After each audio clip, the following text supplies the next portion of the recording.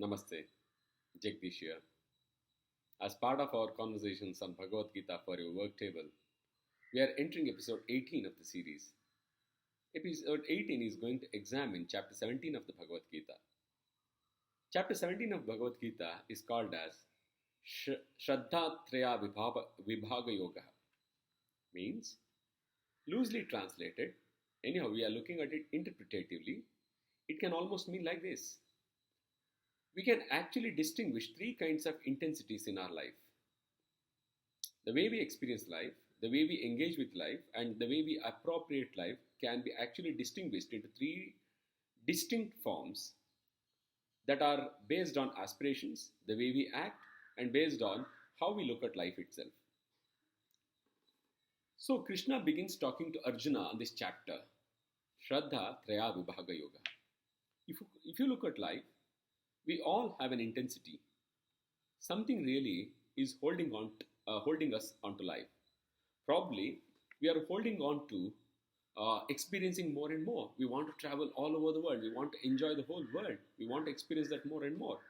Or probably we want to serve more and more people. We want to contribute to the world. We want to have much better relationships with people, things like that. So there are different things that are actually holding us to life. What holds us to life can be divided into three aspects. Whatever you are doing in life, it can be divided into three aspects. He calls them as tamasic, rajasic, and sattvic. Since these terms have been quite well used, probably we need to again start looking at it with a fresh perspective. Now, as Krishna starts discussing these things, he also starts looking at what actually is a way of life. Yajna is a way of life. The way of contribution is a way of life. Life exists because there is a contribution. To just extend that, to put my own interpretation, now your life can be your body. You have to look after your body. You have to look after your finance. You have to look after a lot of things.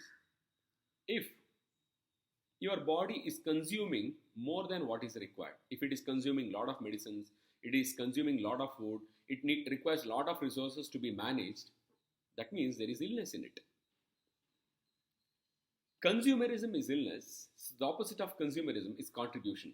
Contribution is healthy. With minimal bare resources, the way you are able to operate in life actually constitutes health of your life.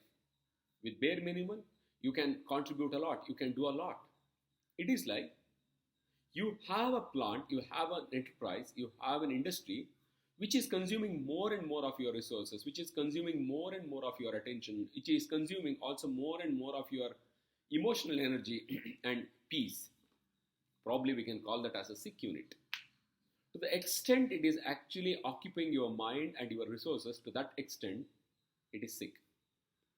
Similarly, a bare minimum industry like a small street side eatery which is able to do a lot more business than a big, very posh, marble floored restaurant, then that street side small eatery is considered to be much healthier than a marble floored, loss making restaurant.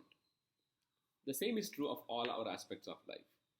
The way we are able to create life, the generation that we are able to cause through our life, in terms of in all the areas that we are looking at, actually constitutes health of our life.